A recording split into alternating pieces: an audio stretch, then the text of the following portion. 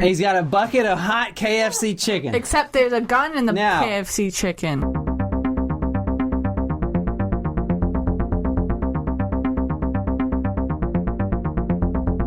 Welcome, guys, to Talk Murder to Me. Good to be back. Yes, I feel like I've been in withdrawal because this episode's been pushed back a couple of times. I know. But I'm glad that we're here. Me too. We're finally recording. We're back. And John, how's your bet going? My what? How's the bet going? It's good. You know, the whole Harry Potter book 3 thing. I got to chapter 5. Chapter 5? Wow. So, fans of Talk Murder to Me, I think we need to do a little bit of shaming for John. No, that's not fair because you guys get out of your bet, so you guys should be happy. Shame. I mean, Shame. Yes, we're happy because we, by default, win the next bet, but that's not just how bets work. You're supposed to fulfill bets. So what are we drinking tonight?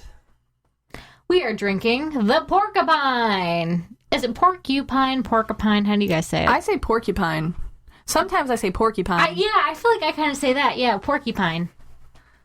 But when you slow that down, it's porcupine. Yeah. Porcupine. Well, let's take porcupine. A sip. Have you ever started saying words and then stop saying words? Yeah. Because you realize what they are? Or that just they sound really weird. Yeah. Like swam. Fork. Swam.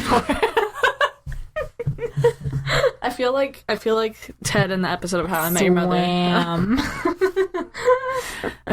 But anyway, so the hint was porcupine. See, I said porcupine. It smells good. It is. So you take some pineapple juice. Oh, that's good. You simmer it with some fresh rosemary. Bring it to a boil, then let it simmer down. Chill it for between 1 to 48 hours. And then combine it with some pale ale beer and champagne. Oh, so that's what was in the fridge this morning. I was like, when did Nicole have time to make soup? And why didn't I know about it? Nope, it was this. It was you know what it brewed pineapple. You know what it reminds me of in a weird way and just like very, very slightly? You know that punch, the sherbet punch? Yeah. It almost tastes like that. Mm-hmm. Do you get that? Mm-hmm. Do you know what we're talking about? I do. No, I don't. Oh, you wouldn't. You're not from the north. He's also just not fun. Thank God. He's a fun sucker. I am fun. No, we said fun sucker. But yeah, I used to love drinking that on Christmas Eve. We'd go to this party, and they would always have it. And I kind of want some as an adult right now. Well, if we do a New Year's party, which I'm sure we will because we don't go anywhere, we can do that. Be perfect. New Year's, Christmas? Did you say Christmas or New Year's? New Year's, probably. Oh, okay. Surprise shots! Surprise shots! We don't know what they are because they were a surprise. I picked the surprise shot this week. It looks a little light pink. Am I correct? You are. You are. Okay, all right. Cheers! Cheers. That sucks. Yeah, I didn't like that. It tastes like medicine. Yeah. Was it cotton candy? No. Toppers. Oh, another Toppers? Rum? White chocolate raspberry. Rum? Oh, okay. You know what? I was kind of thinking maybe it was a rum. I didn't hate it. Well, good, because I have a whole bunch more. Whew. The hint this week is porcupine, John. What's going on with this? Yeah. So, Jen, Nicole, I told you today's episode, the hint was porcupine. Porcupine. Yeah. That's a walrus. That's Tusk. Oh, yeah. Yeah. Porcupine. So tell me, what do you think it's about? Jen? Someone gets shot with a nail gun, but it's like the actions of a porcupine shooting out its quills. Like Hellraiser, that movie Hellraiser, where he's got all the nails sticking out of his face. Oh my gosh, I was just thinking, I was going to say, like, it has to do with Sonic the Hedgehog, and then I realized that porcupines and hedgehogs are not the two same. different animals. No, and plus I would never use a trademark character like that. Because I could have used Mickey Mouse for this, as we'll talk about later, but I don't want to get sued. Interesting. That changes my location. It shouldn't, trust me. Okay. Go ahead, what's your location? Don't change it because of I that. didn't give my guess. Yeah, Nicole What's your didn't give guess? her guess. You just said something about Sonic All the right, Hedgehog. fine. That's my guess. No. Sonic the Hedgehog. No, Nicole gets a real guess. Well, guess. Now she's sad. You have saddened her. A murderer kills his victims by throwing porcupines at them. In their face. In their face. And you've never heard of this story before. That is something you would a serial killer going around throwing porcupines, and that didn't even make BuzzFeed. Kind of like in Mario Kart when they throw the turtle shells out. Ding, ding, ding. Okay, I think it's happening in Kansas. What year? I was gonna say, but I'm not going to. So change it to 1994. I'm gonna go with Wyoming. Mm-hmm. Where's that? That is in Northwestern United States. And I'm going to say 1984. Ooh. Okay, George Orwell. This mountain range that we're going to talk about is 160 miles wide. The Appalachian Trail? No. It's the Rocky Mountains? No. Sierra Nevadas. No. I didn't know those were actually 160 mile It wide was just beer. dome of more than 100 peaks.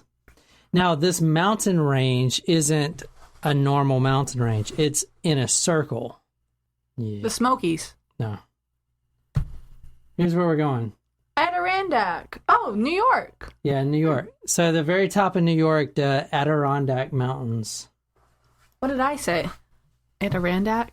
I don't know, like Oregon or something. No. So I said Oregon. Which I don't know if I like Oregon or Oregon. I don't know. Oregon. I also change that a lot too. So how many episodes do we have? Published or total? Totes, Jen. 23. It's my lucky number. So out of all 23 killers that I have researched, this one is my favorite. Really? Ooh, whoa, whoa, whoa. Super Short comes back Thursday. All right, here's where we're going. This spot is where we're starting off. This one spot. Is this where a body was found? Talkmurder.com. Click on evidence photos to see all the pictures. Okay, has anybody ever been to this spot specifically? No, we said we haven't been there before. I'm talking about this grassy area. No, we have not. All right, go to talkmurder.com to see the grassy area I'm talking about. No. Okay, so over 40 years ago, we're going to 1976. Darn. Wah, wah, wah. Dang it. I was going to guess earlier than I did, but it still would have been wrong. I was going to say 1941. All right, the Adirondack Mountains. Okay, let me just go ahead and throw it out there. What do you think the number was? The number 2 critter is in the Adirondack Mountains? Porcupines. Porcupines. The number 2 critter. Yeah, so the Adirondacks, what is a Mohican term for porcupine. They don't know the word porcupine. They know bark eater. So bark eater translates to them to Adirondack. I thought those were beavers. There are beavers there, but porcupines is what they're talking about. Yeah, bark but I eaters. didn't know that porcupines ate bark. I thought beavers ate wood. Okay, 1976, July 29th. 'Cause baby, there ain't no mountain high enough, ain't no valley low enough, ain't no river wide enough to keep me from getting to you, babe.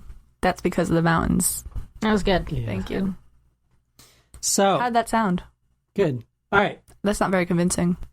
If you go to Adirondack Mountains, even today, you go there to camp. There ain't no one living there. It's a camping place. It's a circle of mountains that you go to camp and see pretty fish and bears and canyons and birds. And porcupines. And porcupines. And hopefully you don't go there with the intention of getting murdered. I don't think anyone has the intention of getting murdered. July 29th, 1973. 4 friends camping just like everyone else. Now this is the hippie era. 60s, 70s, early 70s. They're camping in the Adirondack Mountains during the weekend. It's nice and hot. They're out there. It's the middle of summer. You know, this is the exact spot. If you go to talkmore.com, you see the exact spot that they were sitting in. They had a little pop-up tent here. They who? 4 teenagers between the ages of 18 and 23. All college. Male, female? There was 1 female and 3 guys. So she gets killed. Clearly. Is that what you think? Mm-hmm. What do you think? First one to die. No, what are the rules from a scary movie? Or maybe, no, it was in Scream. The black guy gets killed first. Yeah. The black guy gets killed first. Then the women. Then, no, it doesn't have to do necessarily with women. It's who's lost their virginity. In the film? Or recently? Yeah, like, no. Like, in the movie. This is, like, the rules. Because this is, what Jamie Kennedy's character, like, goes through. The rules of how to survive a serial killer. And it's like, don't be black. Don't have sex. I can't remember all of them. Don't be a woman. Okay, so 4 campers. All really good friends. Spending the night. It's early morning. All the dew is on the grass, and they hear the buffalo in the background. Really? That's not what a buffalo is. Or the caribou. The 4 campers, they didn't even wake up yet. And they hear a rustling in the grass. Now they're actually right. You can't see the road from this picture, but they're pretty close to the road. The road is as if we were standing at those trees and looking towards us. Yeah, what Jen said. They hear some rustling in the grass, and then before they know it, the zipper of one of the tents opens up. From the outside? Yeah, from the outside. Someone has opened their tent, and they're scared, but they just think it's a conservation officer or whatever. Right. They see a guy, and he looks like a conservation officer. Oh, so they're right. Yeah, so they're right. He's like, thank God, right? And then they were like, maybe we can't be here or something. The man that they see, he has a hunting rifle. He's got like a vest or whatever. Like he's a woodsman. He looks like a ranger or something, park ranger. Mm-hmm. So he's like, you guys come on, get out the tent. Now get out the tent now, boys. Mm-hmm. That's what he says. What about the girl? And girl, get on out in the tent now. And they get out the tent. Now they're circled around this little patchy area on this picture.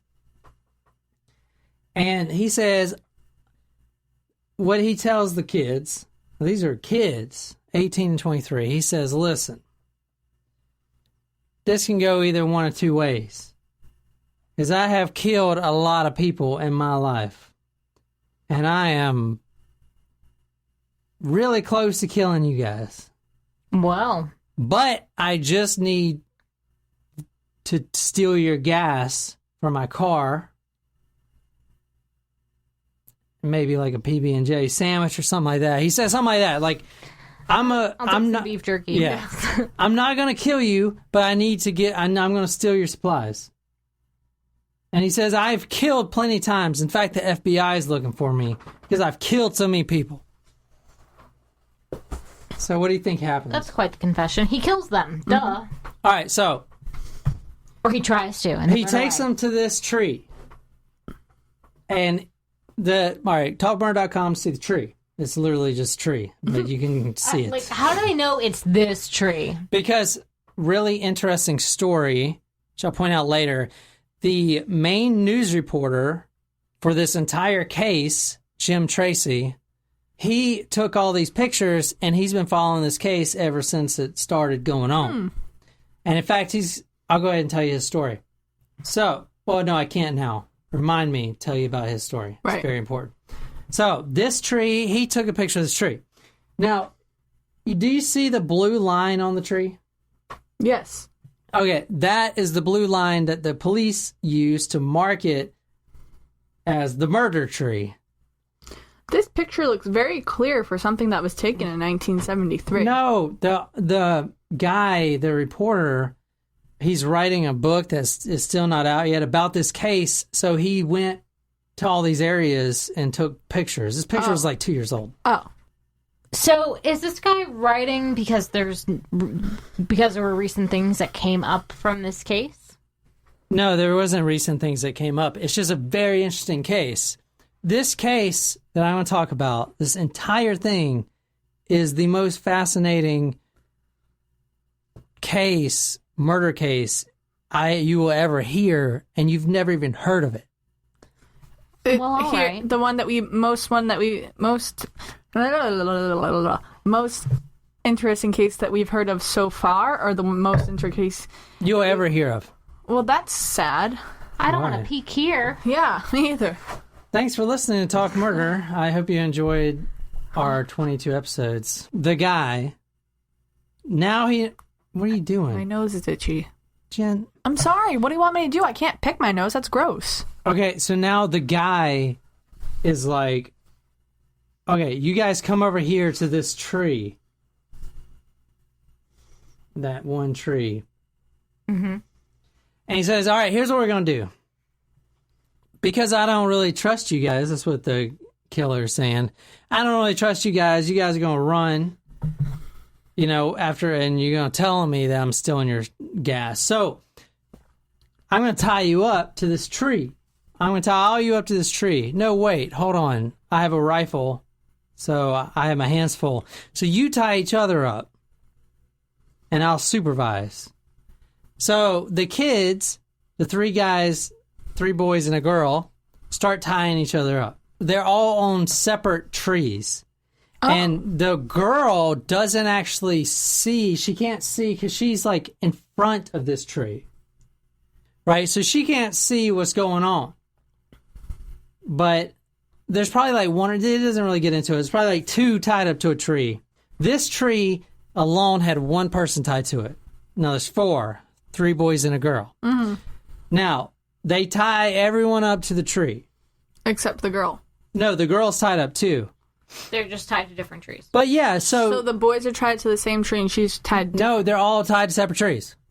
If I were a person that was being asked and like told by a kidnapper or potential murder or whatever to like tie each other up, like, go ahead, you do it. Well, is he watching closely? Because otherwise I would like not tie them very tight so that no, he's my watching. Captor can... Oh, bullshit. You would tie mine super tight. Right now I would. Okay, so they're all tied to separate trees. Now, yeah, they do tie each other, and that's what they do. They tie each other kind of loosely, maybe a slip knot or whatever. Just hold on loosely. They're all tied up to separate trees, not very tightly. So there's one boy, Philip Domblowski. He was tied to this particular tree. Mm-hmm. Now, he was being defiant. He was probably like, you ain't gonna kill us. I'm gonna kill you as soon as I get out of these ropes. That's what he said. Mm. And then the killer... killed him. Which I'm gonna name later. The killer got enraged because Philip Domblowski was being so defiant. So he took his buck knife and stabbed him right in the chest. Mm-hmm. So now the girl, Karen, can hear what's going on. But, the killer promised, hey, I'm not going to kill you guys. I'm just going to steal your stuff and tie you up just so you don't, run after me or whatever. Right. So she says, what's going on over there? Because she can hear him gargling like, no. Oh, yeah, gross. Like stabbed him right in the chest with a buck knife. Yeah. Big-ass buck knife. Right in the chest. So she's like, what's going on over there? And then the killer says... It's okay. I'll be done in a minute. That's what he says. That's weird. And then he finishes Philip Domblowski off by stabbing him straight in the heart. with a buck knife. Probably like literally went through his entire chest because that knife was like huge. It was a buck knife killing bucks. All right, so one down. 3 in the gang left. Yeah, so what do you think happens to the rest of the gang? They all die. They all die. No, they don't. Really? They immediately see what's going on. Karen's freaking out, and they escape. Wow. They get out of their self-tied ropes. Mm-hmm. Do they kill the killer? They don't kill the killer. They run to safety, and they go to this little store right here. Lake House. Okay, this was formerly Vaudron's restaurant, a former restaurant in New York, Hamilton County. Now, this is where 20-year-old Nick Filarello, one of the kids that was there, he was also a hippie. Not that it matters. I'm sorry to interrupt you, but isn't the Amish community, wasn't that also Hamilton County in Ohio? I don't know. Was it? I think it was. But I think it's a different Hamilton County. Yeah, I know. It's in Ohio. I'm just saying coincidence. Interesting. Maybe there's a curse of the Hamiltons. Okay, anyway. Alexander Hamilton. We definitely talked about Hamilton County somewhere because I know I sang Hamilton. All right, so Philip Domblowski was murdered on July 29th. And then his 3 friends ran to this former restaurant. Now, I was looking online, that reporter I was talking about, Jim Tracy, his Facebook page, and there was someone that commented, so you can read what this person commented, and I'll put this on the website, but about this thing. So read that. Susan Benares Eckert. I remember this well. I was 16 and we were staying at our summer homes on Lake Pleasant in Speculator when this happened. Speculator is the nearby town. Interesting town name. Mm-hmm. This place, pictured, is less than 10 miles from where we were. I will never forget that summer with people walking around, even in the Christian camp of the Woods in Speculator with guns. What? You know, I wonder if Speculator, it got that name because there was like a gold rush there or something. Maybe. Like Speculator. I don't know. That was a wild summer. Mind you, back home in Westfield, New Jersey, just 2 years prior, John Emil List had murdered his entire family about 2 miles from my family home, then was caught by America's Most Wanted 18 years later on the lam that long. I don't know what that even means. What are they talking about? They didn't find the bodies for a month. By the way, murder never happened in either place, never before or after these 2 incidents. Crazy teenage years for me. That's just some rando on Facebook. I guess, like, she lived really close by. So she commented on this restaurant that she used to. It's like kind of a little wharf restaurant. Yeah, like the boathouse. Yeah, boathouse restaurant. Except this one's called the Lake House. Yeah, so they ran to this restaurant. Keanu Reeves and Sandra Bullock. And they ran to this restaurant, and it's not like, hey, can I have a table? No, they run in and it's like, help! Our friend, Philip Domblowski, just got murdered with a buck knife. And now they're screaming, yeah! In this restaurant. Mm-hmm. Okay. So, July 29th, 1973, begins the largest manhunt in New York history for a serial killer. Well, not a serial killer. They didn't know he was a serial. They just heard He him was say that. the first one ever to be called a spree killer. Yeah, he was a spree killer. Okay. So now you got this guy. So that means he kills multiple people in each, instance, Location, or This manhunt that I'm going to talk about lasted 12 days, and it was nationwide, worldwide. They could not find this guy, and he was running around the Adirondack mountains. He was a woodsman. I was going to say He knew how to live on the land. He knew how to eat berries, mushrooms, and snakes. Gross. And he was killing people. Where was he when we had the snake in our garage? When they were 12 days go by, and they knew those 12 days, he was killing people. And it took 12 days, over 200 police officers. It had like the FBI, they had helicopters, they had locals. There was local people Put your hands up. And vigilantes forming to try to catch this one man. How about the Mohican Indians? How many people did he kill in the 12 days? I'm gonna get to that. Okay, this picture is the Sand Lodge on Robbs Creek Road in Hamilton County, where the killer, who I'm gonna go ahead and name, his name was Robert Francis Garrow. 3 names. 3 name. Well, okay, yes and no. I believe. All right, so I saw an interview with one of the police officers on YouTube, and he says the reason they gave him the name Robert Francis instead of just Robert Garrow, the reason they use his middle name is because there's a really influential Robert Garrow that is like a really good guy and not a fucking killer. Yeah, maybe to like specify. Yeah, and not a freaking killer. So this is where he abandoned his car. Just ran out of gas. A day later. Yes. So this literally. Oh, yeah, all right. he said he needed it. Yeah. What I'm showing you now is where the spot where Robert Garrow captured another one of his victims, Danny Porter, and his girlfriend, Susan Petts. Now, he killed Porter in the woods, and then he took Petts with him to a different location in the Adirondack Mountains for 4 days. To the second location. For 4 days, where he sexually abused her, raped her, and then ultimately killed her. Right. So, go ahead. This is a rando Facebook post. Wow, hard to look at knowing that this is the road that my cousin was killed on. Danny was my second cousin. So that's from Darla Porter. The guy that was killed by Robert Garrow was Danny Porter, so that's the cousin. So it's kind of crazy, like, you know, your second cousin seeing the actual picture of the road that your cousin was killed on. This is Robert Garrow. He looks creepy. He has funny hair. Yeah. It's almost like, Clown hair. I was gonna say he reminds me of the guy from The Grinch. Oh, yes, the mayor of Whoville. Yeah, yeah.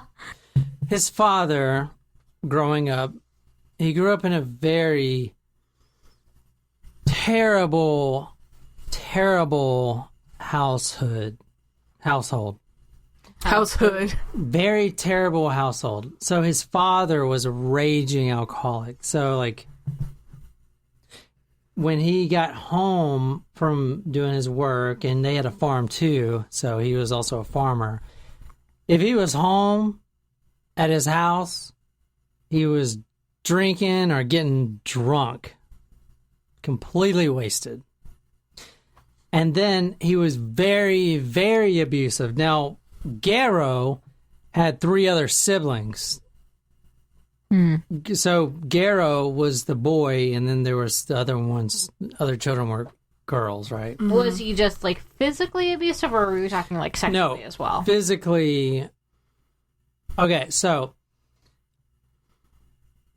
the father and the mother, Garrow's mother was 5'7", 290 pounds, and she had a hair trigger temper. 290 pounds. Yeah, she was 5'7"? huge. Wow, that's even bigger than me. By like a lot. So like she was known around town as being Yikes. very like anything would spark her anger, and she would just lash out. I wouldn't want to get in her way. His father. It'd be like running from the boulder on Temple Run. That's a good game. His father and mother beat Robert with everything that they could find. Sticks, rocks. They threw rocks. They hit rocks into his face. They threw bricks at him. They hit him with a crowbar. They beat him so bad on multiple occasions, because his sisters would later testify this. They beat him so bad with a crowbar on multiple occasions that he went unconscious, and they continued to beat him. Were they abusive to the daughters as well? No, just him. Now, like, the police were always called to the house to break up the fights, you know. I hope they would do more than just break it up, but I guess No, but this is 70s. Like, I don't think they cared back then. Well, even still, it was the 70s, which wasn't that long ago. That's only the generation before us. I don't think they had child protective services. Every day, Robert woke up at 4 a.m., worked on the farm before he went to school, and most time he probably didn't even go to school. They worked him to death. He only had 4 hours of sleep at night because he would work till 11, wake up at 3, work on the farm, and then they actually made him work at other people's farms too, and the mother just kept the money. Like, they were not good people. That reminds me kind of the Demore. How do we say it? Oh, Demore. Oh, from episode 2. Yeah. Yeah. So, obviously, Robert Garrow had no friends. He had no girlfriends. He's never been on a date. Never anything. He's known nothing but a life of an alcoholic, highly abusive relationship with his parents. All right, so most of this guy's life will be known to the public from firsthand accounts once he testifies himself, and then his siblings, his sisters, because no one believed him when he told all these stories. Yeah, my father used to beat me unconscious with a crowbar. No one believed him. Yeah. They thought he was just pleading insanity, which he was. But then his sisters got up there and testified to everything he said and said, yes, my mother and father used to physically beat him unconscious with anything that they could find handy. You know, and then my father was a complete raging alcoholic. Did he kill his parents? No, he didn't kill his parents. Why do you think they call it a crowbar? I don't know. They could have named it after any bird or any other animal for that matter, but they called it a crowbar. The accepted etymology identifies the first component of the word crowbar with the bird name crow, perhaps due to the crowbar's resemblance of the feet or beak of a crow. The first attestation of the word is dated back circa 1400. Huh. Wow. Well, all right. Thanks for looking that up, John. Yes, thank you, John. Okay, so Robert Garrow, at the age of 10, so all this is coming in the court when he finally goes to court, because they caught him eventually. I'll tell you how they caught him. But once they catch this guy, now he's on court and he testifies everything. And he says, my father and mother used to beat me senseless. I was worked to death. And at 10 years old, I didn't have a girlfriend. I didn't have any friends, but I did have some furry friends of some sheep, horses, dogs, cattle, and some nights, some long nights. Oh no. No.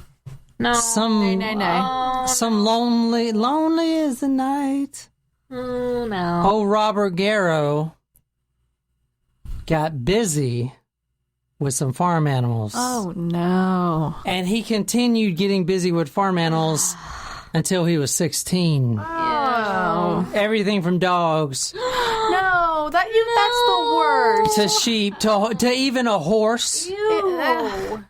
a calf, Oh. probably like a little baby calf. Oh. Like me. Oh. Robert Garrow's coming for that booty hole. Ew. Ow.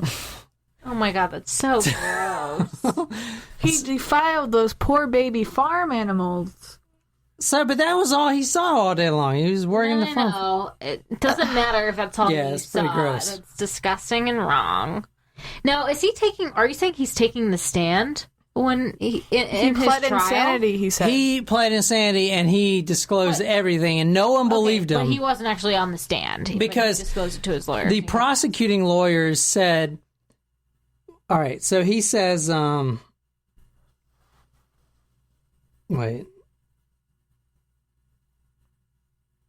he actually describes to the prosecuting lawyers, of course I had to fool around with calves, horses, and cows. That's what he says. And then the prosecuting lawyer, cuts him off because he doesn't even know what he's talking about. He's like, what do you mean fool around? What are you talking about? Everyone was in shock when they finally figured out, he was having sex with these animals. I don't understand. And then, so he was pleading insanity. But all these accounts are true because his sisters testified. So if it's insanity, so if his sisters are testifying that all these things happened, does that make him not insane? No, it helps his case. If he's pleading insanity for the reasons that he lists and then they testify in his behalf, it helps his case. Yeah, because if he was to get up there and be like, I'm insane, my dad used to beat me, and then his sisters were like, no, he didn't, But like his dad beat him with bricks until he was unconscious. Yeah. Okay, so when he was... But he seems so, like, when people... I have I'm not saying that I have a problem with people pleading insanity, because obviously mental illness is an issue. But, I don't know. If he is kind of disclosing all of this information, to me, that sounds like... But he is screwed up. He got beat literally almost to death every day of his life. His childhood was a wreck. Is there a difference, though, between being screwed up and insane? Yes, I don't have a problem with him disclosing this information if his experience created some sort of disorder, and the disorder, his mental state, was the causation of him committing those crimes. That's fine. But it probably helped it.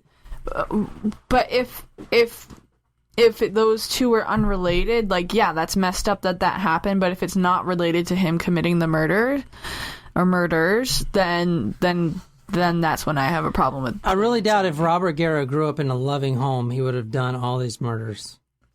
And by all these, I mean estimated reports, because no one knows. The estimate is 28. Wow. Okay, so not only did he have intimate, he copulated with farm animals. Sweaty relationships. Stop saying that. With his own weird. farm animals. Like, I think about eating a lamb chop, and I was like, no, I wouldn't have sex with that. That's just gross. I don't think I've ever had a lamb chop other than gyros. Oh my god, lamb chops are my favorite thing. I've never had them. You'll have to make them one time, because I'm sure that. Oh my god, so good. Better than the bison. Okay, maybe. I don't think anything is better than Hall's bison. All right, not only did he have sweet, savory, loving, intimate relationship with his own farm animals, he had it with other farm animals too, and other people's farms. Can I make you guys watch Rocky Horror Picture Show this October? I've seen that. I've never seen it. Awful. I'll watch it. Cool. You might not like it the first time you see it. No, I didn't like it the 10th time I saw it. It's weird. It is weird, but I like it. All right, anyway, so the police were called multiple times to the house to break up the fights between daddy and son. Zaddy. Now, 15 years old, Robert Garrow finally says, I had enough. Dad, I had enough. And he punches dad right in the knockers. I meant not the knockers, but his teeth. In his face. He punches him in the face. He punches dad right in the face. At 15 years old. Do it, Jen. I can't. It didn't work. Well, we're not going to move on till you do it. Okay, so after that, now he's only 15, so they sent him to reform school because you can't be hitting your daddy. You don't be hitting your daddy, boy. Now, after reform school, he went straight into the Air Force. He's going to straighten his life out, the Air Force. Army of One. No, wait, what's the Air Force slogan? No, I know the Air Force. Go into the wild blue yonder. I just thought it was pretty boys with nice bases. He joined the Air Force, but only lasted 1 year. Wow. Isn't it a 4-year commitment? It is a 4-year. Well, it depends. It depends on your job. Yes, they did, but he got caught stealing money from a superior officer. Oh, that's bad. Which they get paid too much anyway, so fuck it. That's still really bad, though. So he got sent to Florida prison to do 6 months in prison. And, of course, his Air Force career is over. So he's already fucking his life up. Yeah, pretty much anytime you go to prison, you're kind of fucking your life up. 6 months in Florida prison. He escapes. Ooh. Now, this is ain't going to Wow. be... Yeah. Keep that in mind. Coming. Keep that in mind. He escapes. And then they find him. There. They find him 3 days later, and then they ship him down to Georgia prison, put him in there for a year. Ooh. And he does his time there. Then he gets in... He ends up doing another 8 years. He got sentenced to 10 to 20 years because he randomly went up to a couple, a boy and a girl, and he basically beat the guy and then sexually assaulted, raped his girlfriend, and he got caught, sentenced to 10 to 20, but he did 8. Now, he was married. Somehow, he got married. What? When? To a girl named Edith, and she'll come into play later. Was she like a jailbird? No, she wasn't jailbird. This was like his I'm kind of shooting through his life. This is his transition after the Air Force. Before prison? Right after prison, that year. He did 6 months, he escaped, then he did a year in prison in Georgia. Then he gets out, he meets Edith, his wife.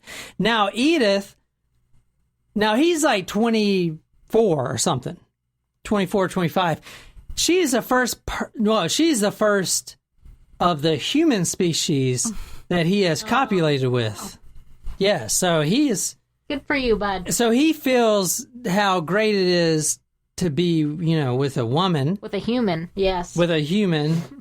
And it changes him. And then, so most of his crimes after this point forward are sexual motive involving rape, and have won 2 10-year-old girls. Oh, no. I had to throw that in there.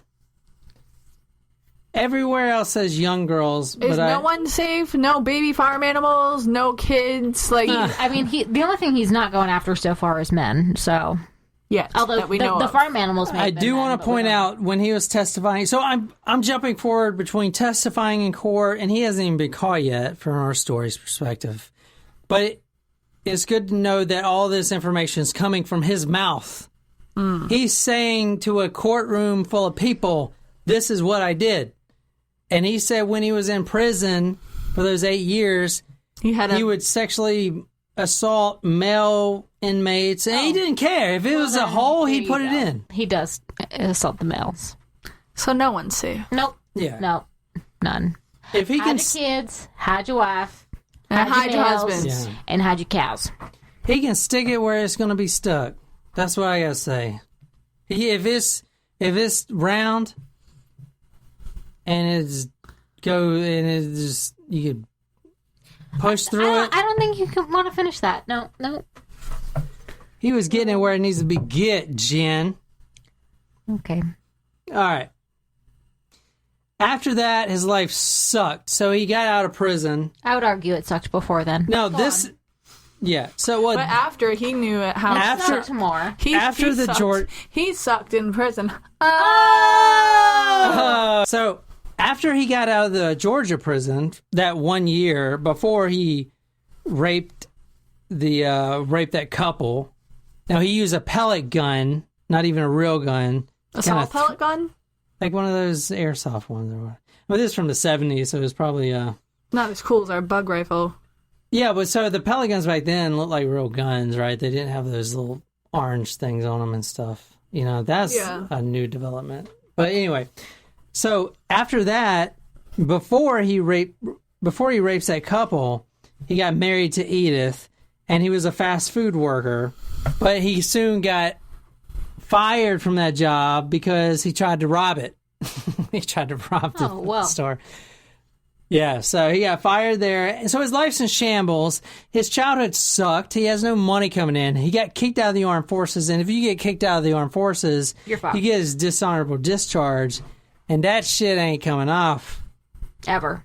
And it's really hard to get a job with that. I wouldn't know because I'm honorable motherfucker.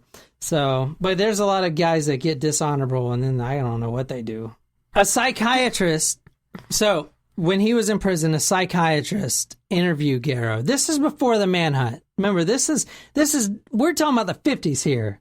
This is when he was in his 20s. Okay. 1976 is where we started the story.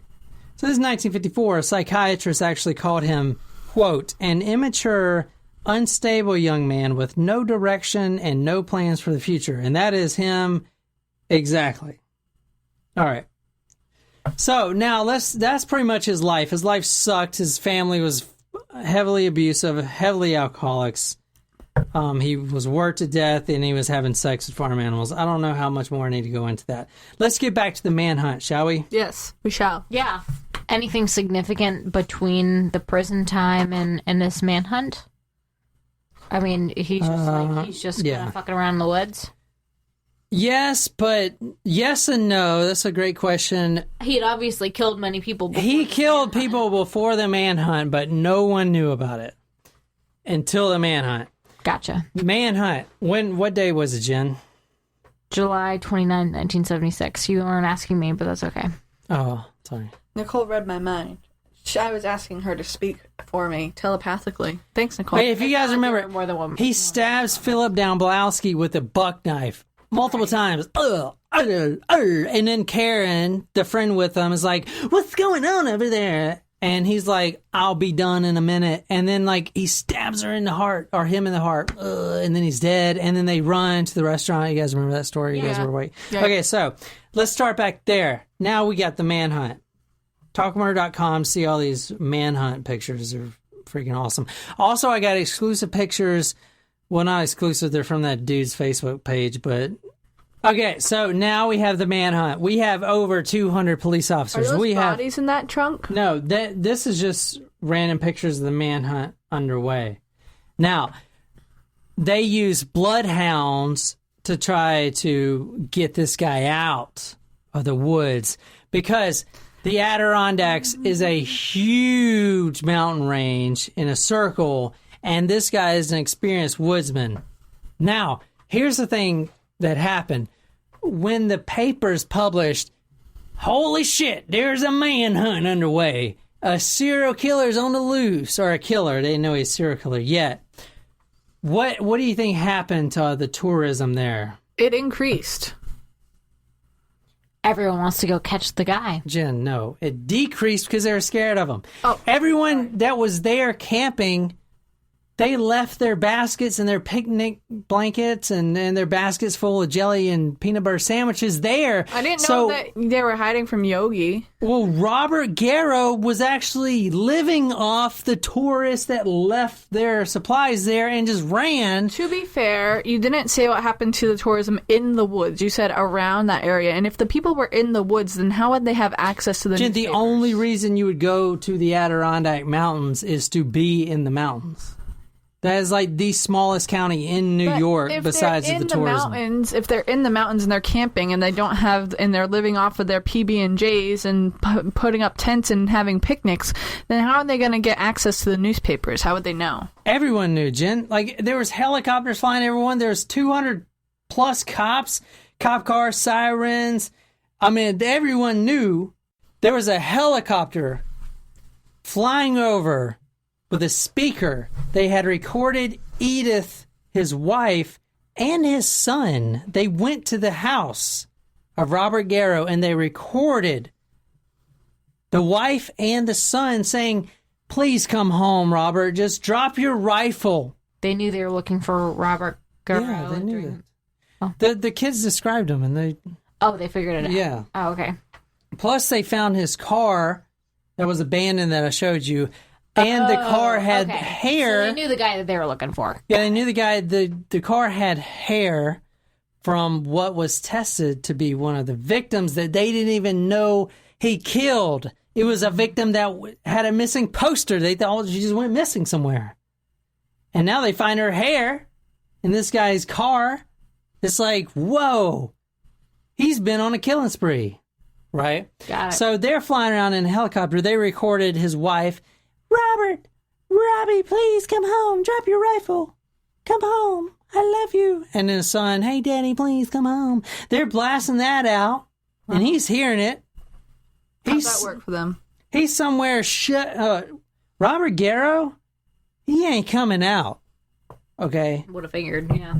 This guy's already escaped from prison once. He's lived a life of crime so far. What do you think he's going to... Okay, my wife means that much to me. No, he's going to go to jail for the rest of his life. You better believe he's there to die if he has to. Mm-hmm. So, here's some more pictures. Now, they were stopping everyone,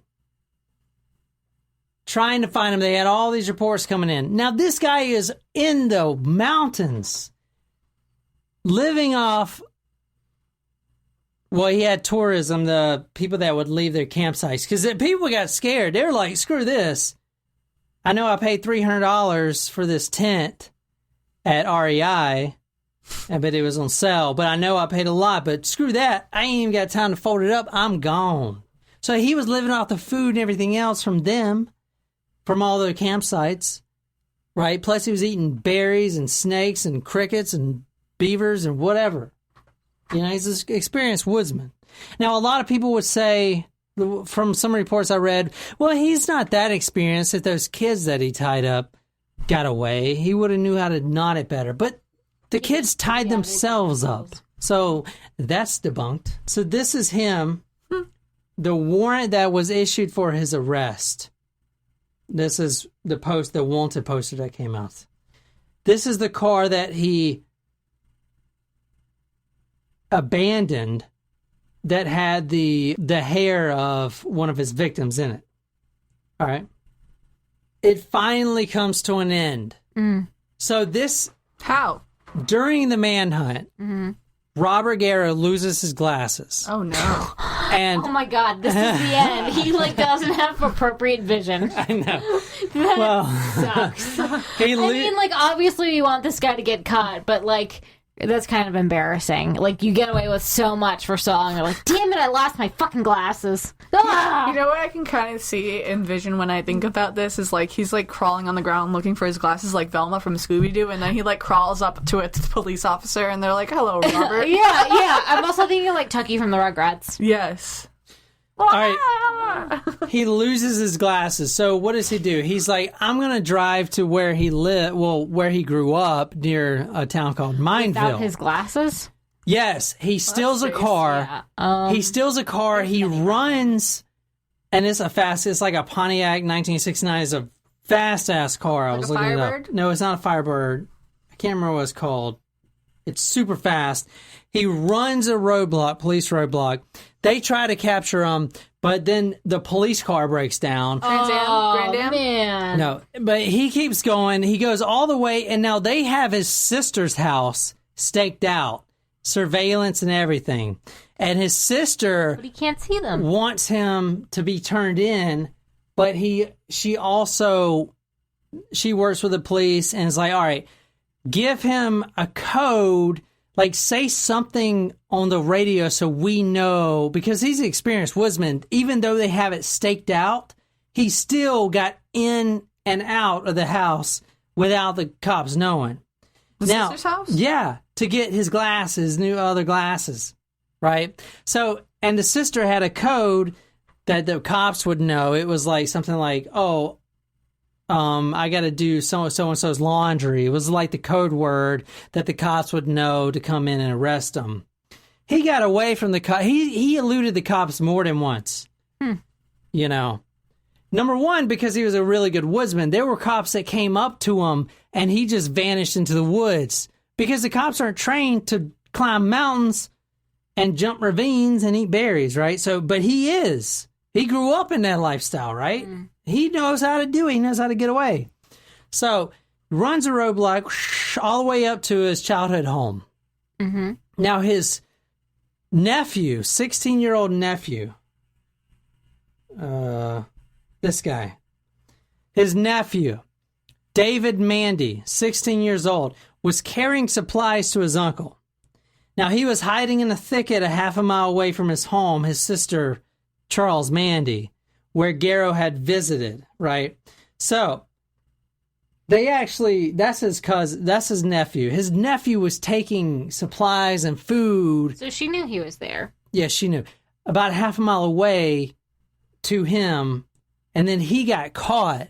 the nephew, police drug him in the car and threatened him, with going to prison or whatever if he didn't turn his uncle in. So now, after this whole incident, once they caught the nephew, they knew where he was and they confronted him. And in fact, a conservation officer named Hilary LeBlanc, not H-I, is Hiliry.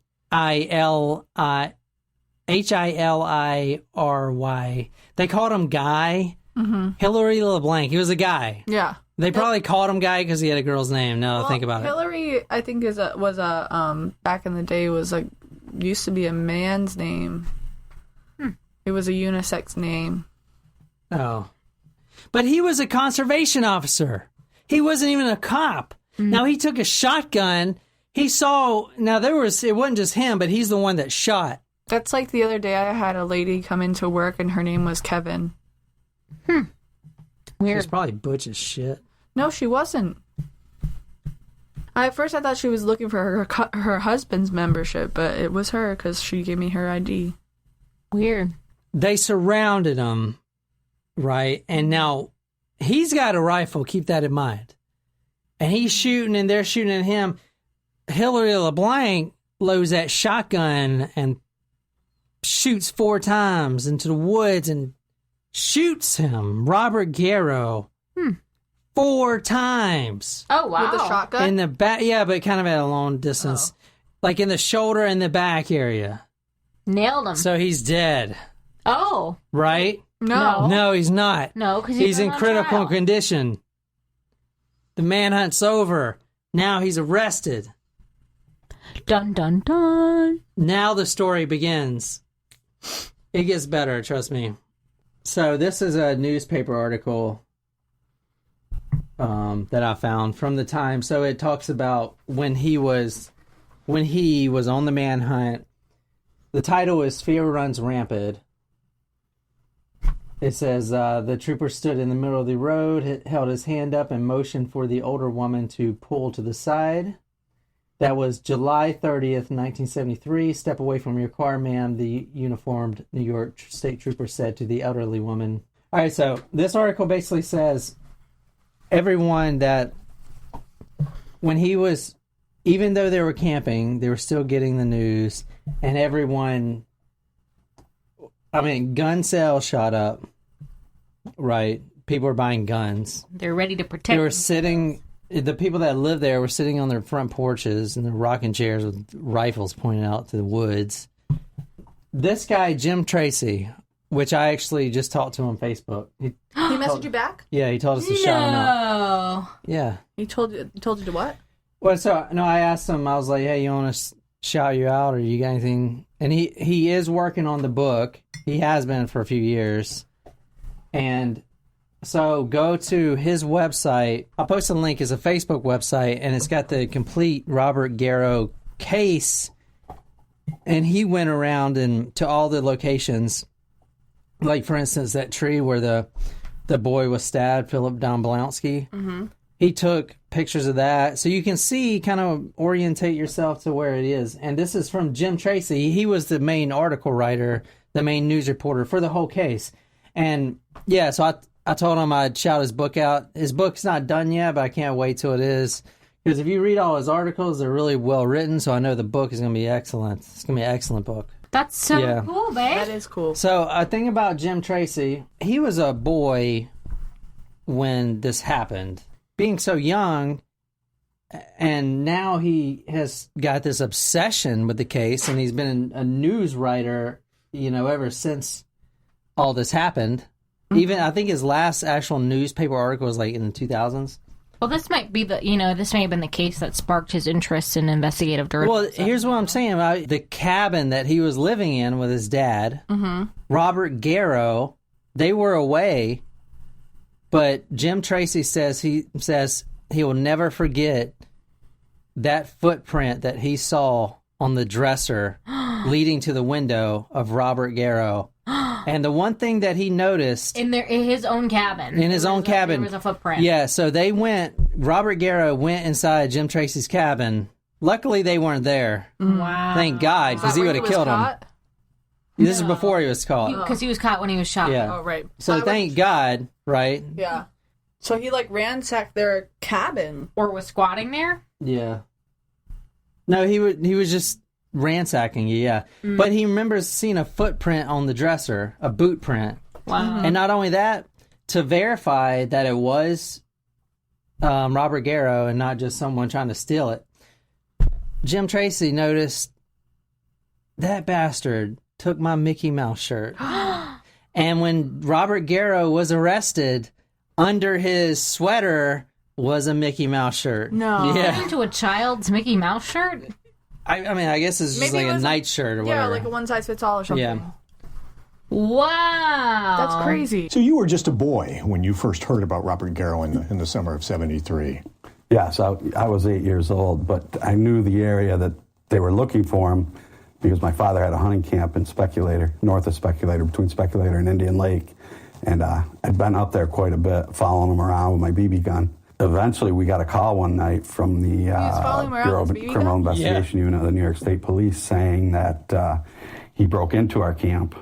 So as a 8-year-old boy, I saw how he had broken into the camp. He had taken a white card table, placed it in front of the door because he didn't want to break it. It was padlocked from the outside, and he slid through the transom above the door.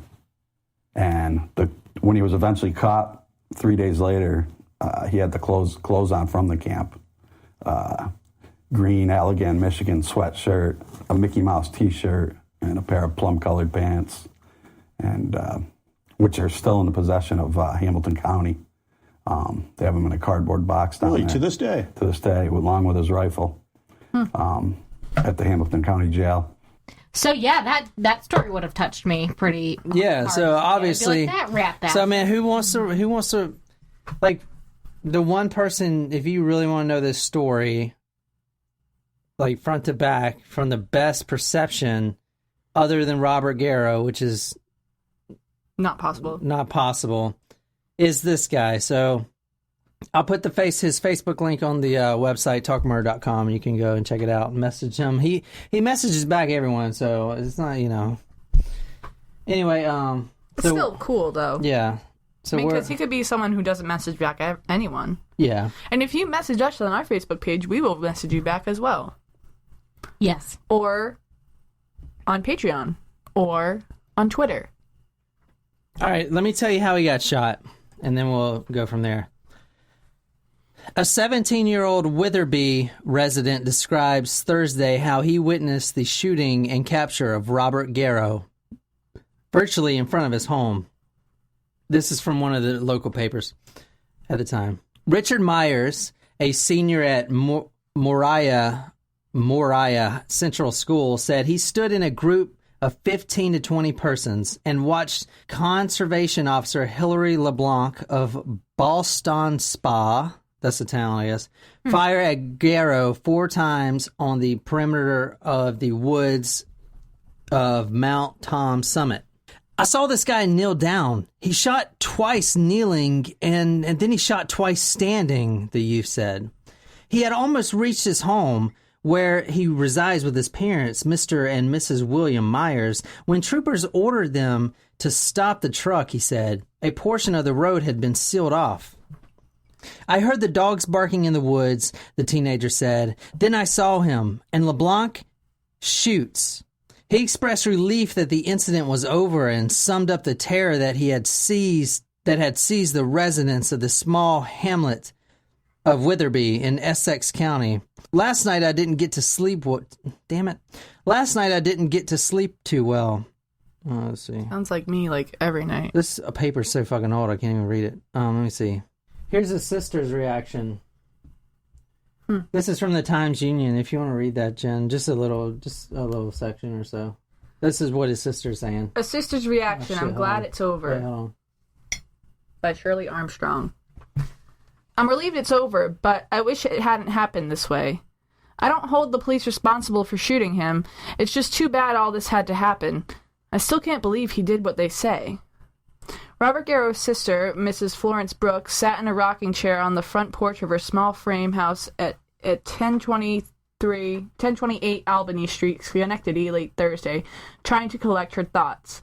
She had just learned that her brother, wanted in the slang of young Schenectady camper, had been wounded and captured near the home of another sister, Mrs. Charles Mandy, at Witherby. Remember, he was going to Charles Mandy to get his glasses and some other stuff, you know. Yep. But so he to get to his sister's house, he blew by a roadblock in a stolen car. He looks like the spokesperson for one of those Farmers insurance. Yes, farmers. Oh yeah, he does. Farmers. Yeah. Dun, dun, dun, dun, dun. Oh, he does in that one because that guy's bald too. We are farmers. Dun, dun, dun, dun, dun, dun, dun. All right, so as soon as he was shot, everyone comes over there. I mean, they had like 1,000 people over there. You know, It's almost like trying to they're see. like executions. You know, people are like fascinated by like, oh man, they caught him. Yeah. Crazy. I don't know if I showed you this yet, but this is the photo of him being shot. He's on a stretcher. Oh, wow. Now, I want to point out, let's go to the second half of the story where it gets really interesting. Yeah. What? Can you remind me again what year he gets caught? Was it 70 something? 74? 77. Okay. It was in the 77. 70s. Okay. Are you sure about that? No. 1973. 3. Okay. He killed that Philip Domblowski on July 29th, 1973. Okay. Oh, okay. And he was caught 12 days later. Right. Now, he was caught because he got shot 4 times with a shotgun, and you just saw him there. Now, But they knew that there was a killer on the loose. Did they know that there was a killer on the loose before that group of 4 folks? Because they knew that they were looking for this guy. they knew, the only thing they knew was he killed Philip Domblowski. Right. And I'm sorry if I mispronounced his name. I really don't know. Because he told the 4 Stop it, kids Stella. that he had killed Stop, a lot of Stella. times before. All right, so he was shot. Now, Robert Garrow, he's in prison, and the whole time he's in prison, he's in a maximum security prison. Mm-hmm. Now He's already escaped prison once. they knew that he didn't just kill that one person because they found the hair of one of his other victims, right? In the car. In the car, The blonde exactly. hair. Yeah, the Susan Petts. They found her hair. Mm-hmm. Now, but they also found something else. They found a map with a lot of red X's on it. Really? 27 to be exact. Whoa! And 3 of those X's were positive victims found, the remains. Like they had already been found? They have been found, yeah. Wow. So, he was marking off where he buried these people. exactly. And a lot of them were that's behind his house. That's So, quite a nice find for the police to have. Yeah, that's kind of like that book, The Death Diary. Yeah. yeah. There's a couple victims that he killed prior to this. One was Alicia Hayek. She was in summer school, and Robert Garrow abducted her, raped her, and then killed her. And then he buried... I'll show you... I'll tell you how he buried them in a second. Let's see. They were not just women. That was, right? yeah. So Alicia Hayek, July 11th, 1973. So when did he kill July 29th. Exactly. So there's a spree killer for you. July 11th, and they think there's plenty more before this. July 11th, Alicia Hayek was killed. July 14th, Danny Porter and Susan Petts. Now, Danny Porter was the girlfriend or the boyfriend of Susan Petts. Remember, Susan Petts was the one that he abducted for 4 days and Kept with him in the woods, kept with him in the woods, right? Before finally killing her. July 20th, Danny Porter's body was found tied to a tree in Weaverton, Warren County. Now, Danny Porter was a 23-year-old Harvard graduate, and he was also working for the Kennedy family.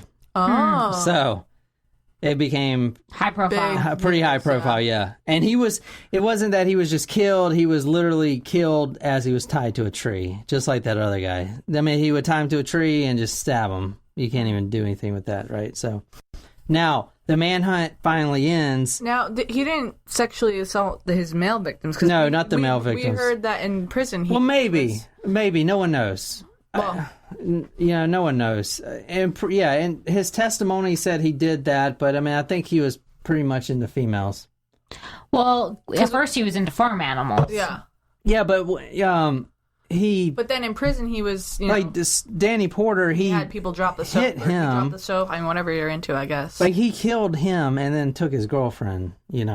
Like anyway. You know what would have been messed up if he like killed him, had the girlfriend tied up, and sexually assaulted the boyfriend while she was watching, and then proceeded to have her for 4 days and rape her. Wow, that's really messed up, Jen. That's really dark. It is Can't really believe you dark. thought of that. I mean, it's possible.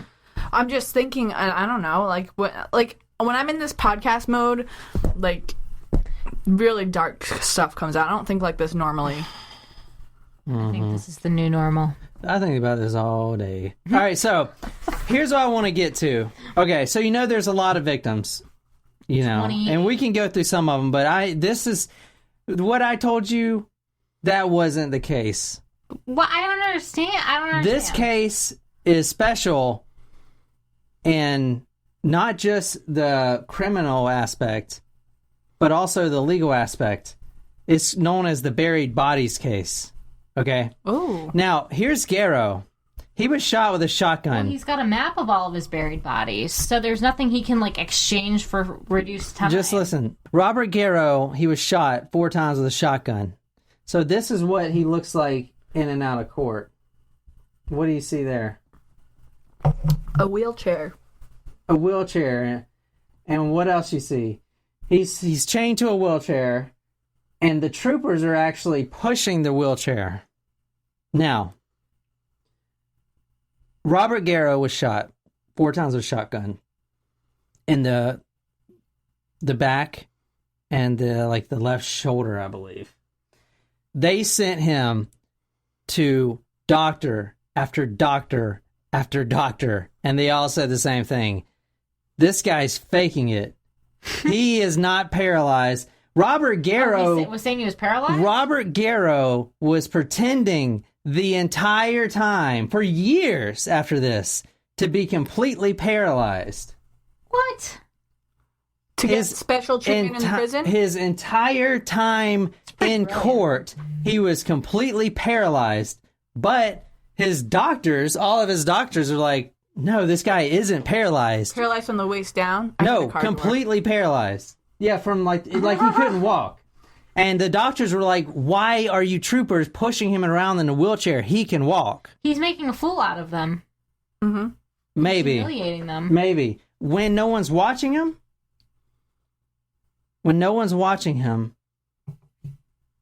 like when he's completely alone in his cell, he's out doing push-ups and squat serious? thrusts. How did they not catch him with this? Because they just take it at face value. He said he was paralyzed. God. He's paralyzed. And if you say you're paralyzed, you're just going to sit there unless He's paralyzed, someone... and how is he lifting his leg? I don't know. It's got something on it. So they were pushing him the entire time through the court proceedings, right? Oh my god, I bet he's getting a freaking kick out of it. Like, yeah. Oh, I can't do it. Can you wipe my ass for me? He's not doing it for that, and I'll tell you why. All right, so... He's doing it for sympathy points. Now, no, not that either. Listen. I'll get to that later. He's doing it so he can't take them to the bodies. When he was... No. When he was still on the manhunt, right... His old attorney, Frank Armani, some people call him Frank Armani. It's definitely Armani, though. Frank Armani helped him once before. Now, during the manhunt, Frank Armani put out in the newspapers and everything else, he said, if you see this, Robert, give up, put down your rifle, and I'll represent you. Now, this guy, he's a great lawyer. So, and I'll show you a video of him later. So, but he said he couldn't do it alone, so he got another attorney as well. So his other attorney, there were 2 defense attorneys with Robert Garrow. The other one was Francis Belge. I think they just called him Frank Belge. So both of them, and they went back and forth. They're like, we shouldn't take this guy. I mean, he's Clearly guilty. He's killed probably a shit ton of people. He's raped 10-year-old girls. He's like murdered 16-year-old girls. Like, he's just a really bad guy. Like, we shouldn't take this on. But they finally decided to do it. Now. But what, like, do they have, and this is just kind of a general question, when a lawyer takes on a case like that, when it's like friggin' doomed, do they do it for publicity? I mean, the guy can't possibly have a ton of money to pay them for taking on the case. Do they just take it for the fame? Even though they're going to lose? Like, why did these guys take the case? I don't know, but I don't know why they took it. It's a good question. I mean, even if they were, especially if they were, like, debating whether or not they should take it, I would be like, you don't have a chance in hell, dude. Because at that point, the only thing you're trying to do is, like, get him to get an insanity plea to avoid the death penalty. You remember I told you about Susan Petz? Yes. Okay. Mm-hmm. She was missing, and they had a very suspected idea, because they found her hair, that Robert Garrow did it. Mm-hmm. Robert Garrow, paralyzed Garrow, right, tells us 2 defense lawyers. He says, he's like, hey, you take that napkin right there. Pulls out a pen, and he's like, draws a little map. He's like, if you go here, you'll find a body. And here's where it gets very gray line-ish, because as an attorney representing the defense, there's something called client attorney confidentiality. So that he just dropped a bombshell on these 2 attorneys, and they didn't believe him. So they went. Why wouldn't they believe him? He said, "Listen, Susan Petz. Here's how I did. I killed her. I picked her up, and then around my house there's an abandoned mine shaft. I dropped her down a mine shaft. If you go here and then look at that, you'll find her." They didn't believe him, so they went down there. The 2 attorneys went down there. No one else knew about it. They went down there, flashlights and everything. They found her body and took pictures. Now, they're discussing, hey, we can't tell anyone about this because our duty is to our client, and this will incriminate our client. But wasn't there already a map found, or was that not checked into evidence? No, that was a map of the Adirondack Mountains. That's a different map. But this is not near the mountains. This is his home. These are different bodies. Oh, yeah. Okay. Separately, there was a map that had X's on it, but that was in the Adirondack Mountains. So they were looking for this girl, Susan Petz. New body. They were looking for this girl, Susan Petz, and he was like, I know where she is because I threw her down a mine shaft. They went there and they were astonished. They took pictures. They were like, oh my God, this guy literally told the truth, and there is this decomposing body down in a mine shaft. But they can't do anything They can't do anything about it because it would incriminate Robert Garrow, their client, and that will break the client-lawyer confidentiality agreement, which is illegal. So they're in this they're in this really weird situation where you have family members of Susan Petz's family that may still think she's just missing, and they're still putting wanted posters out, and they're still grieving over that, and they could get the relief if they knew.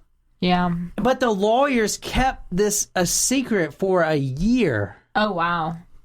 Yeah, a year. Wow. During the trial? During the trial. And the whole time they were trying to think of ways maybe that they can let the judge know, like, without them knowing that they would do it, maybe send them an anonymous letter or something, you know. Mm-hmm. But they could be disbarred from if they were. Well, no, it's not that. What if they told someone to take a walk? Like, you know where there's a really nice area you could try hiking is this area, and there's this really cool mine shaft down there. No, you guys aren't getting the point. You don't want to do that. If you're a good attorney, they have to be 100% about their client. Right. Yeah. If they would have said, hey, oh yeah, my client just admitted to a dead body, and here it is. Yeah. Like, that incriminates him, and you are breaking the bond, the trust bond with your attorney. Right. Well, a lawyer is built on trust. That legal system, the lawyer bond, that is built on trust. But like after the let's just say after the trial. After the trial, you can't convict them. No, but there's already other murders. But she wasn't. But he wasn't being charged with her murder because they didn't know that she was dead. The family or anyone. But he could be convicted of that murder later. Right. So like, what if after the trial? This is just a hypothetical. They keep this for after the trial. After the trial is over, they have no evidence connecting him to her death other than the piece of hair, but they don't know she's dead. So like after the trial is over, they don't tell someone that there's a body there. They just say, hey, like you should go check out this area, it's really cool. And then someone else finds the body. That would be breaking the bond. Yeah, I feel like you still can't do that as a lawyer. I mean, you can't. But if you don't mention the body, no, you can't. But you guys are missing the point. Like the point is, a lawyer. His main responsibility is to protect his client. And if you go, hey, go take a walk over here, you're not protecting your client. And that breaks down the legal trust that has been built for hundreds of years when you can't even trust your lawyer. Yeah. If everyone knows that your lawyer's going to, go behind your back and rat you out, then why even trust? Not only that, but he confessed to another one. Same circumstance. In a different area. So he's clearing his conscience by admitting it to someone. And they found him in a shallow grave right behind his old child home. That's fucked up. He's clearing his conscience by admitting this. No, he's not. No, he's not. He's trying to get a plea bargain. But he can't. Yeah, he can. But he's admitted it to his lawyers. But they can't tell. Exactly. So how's he going to get a plea bargain? Because the lawyers, and this is what they did, they went to the prosecutor and said, hey, we have information on other cases, on other buried bodies. That's why it's called the buried bodies case. They said, we know where other buried bodies is of Robert Garrow's, and we would like to exchange that information for a plea bargain for him, a lesser term or something. Wait, so you can't share that information, but you can still use it? No. So he wants the police to know. He's telling them so that he can get a plea bargain. He's trying to bribe the police with more information. Yes. Ah. But the lawyers, a good lawyer is not going to rat their client out. Is that what I'm trying to say? Yeah. It's up to the client. If he's like, no, I don't want this out. I don't want this out, then they can't say anything. You know? Because it breaks down that bond, that trust bond. Did he want it out? He wanted it out because he was trying to get a plea bargain. Huh. He said, I know where other bodies are. I'm surprised he is still even able to get some sort of plea bargain with how many people. So what? But they will give. Here's how plea bargains work, though. They give you a plea bargain because if they just give him life in prison, he'll never say where their bodies are, and the parents and the loved ones will suffer and grieve because they don't know what ever happened. But if he was like, all right, we'll give you 40 years and you tell us where they are, and then we'll find them, and then you'll get 40 years, then at least the family gets closure, right? He still gets a lot of time. Does that make sense? That's how plea bargains work. Mm-hmm. And he was trying to use that information. But that's the thing. That's what this case is. Because is it ethical for a lawyer to hold that information from a grieving family that doesn't even know their daughter was murdered? If he doesn't get the plea bargain.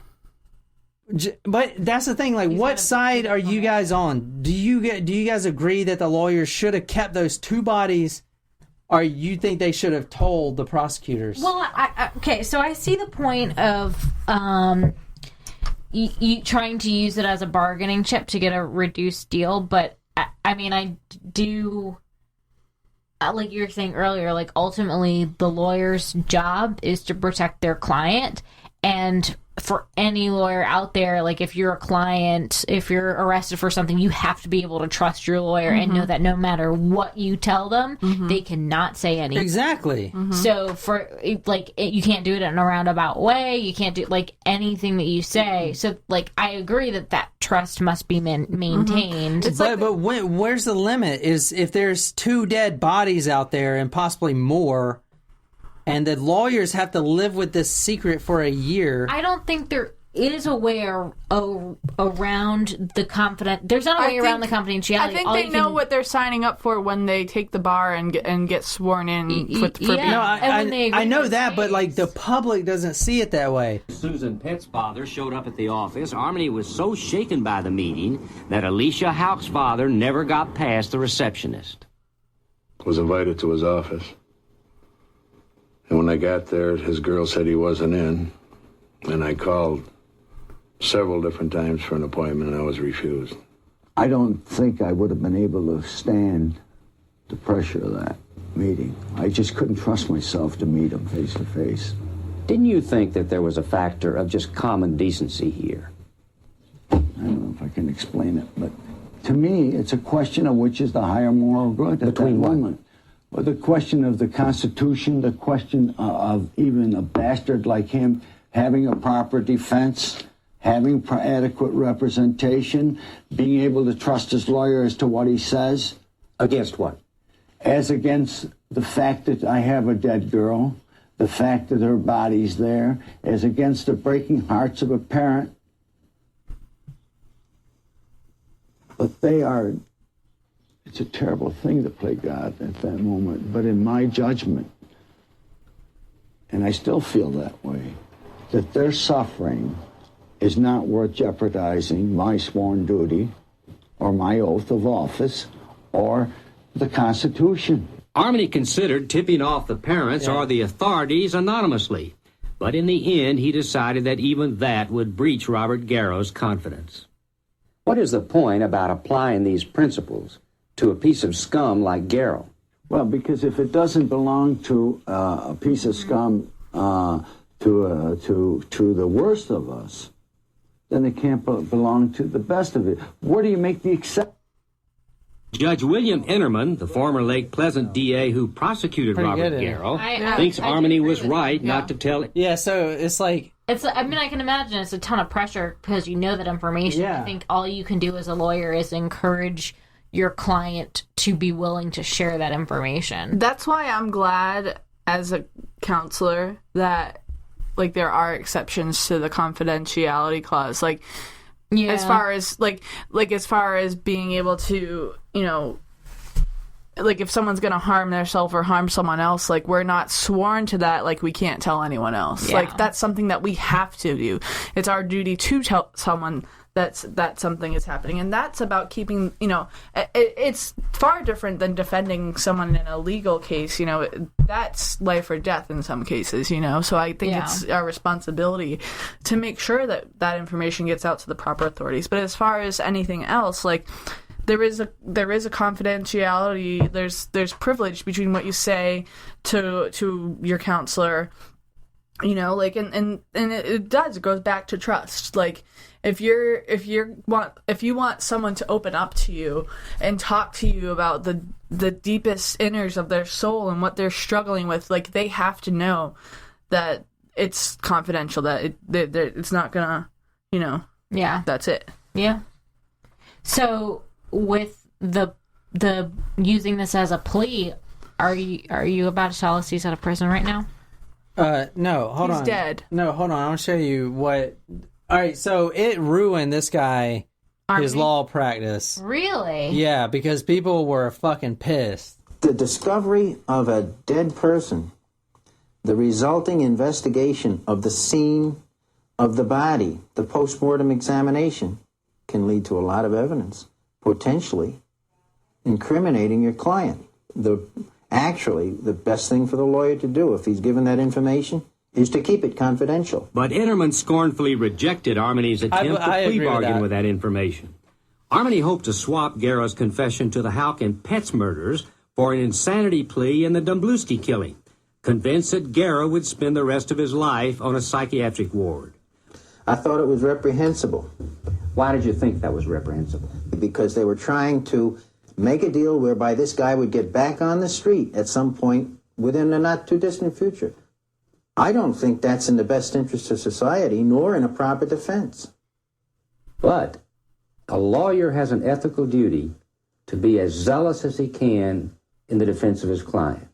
Within certain limitations, the lawyer is also an officer of the court, and as such, he's responsible to the public and to the court.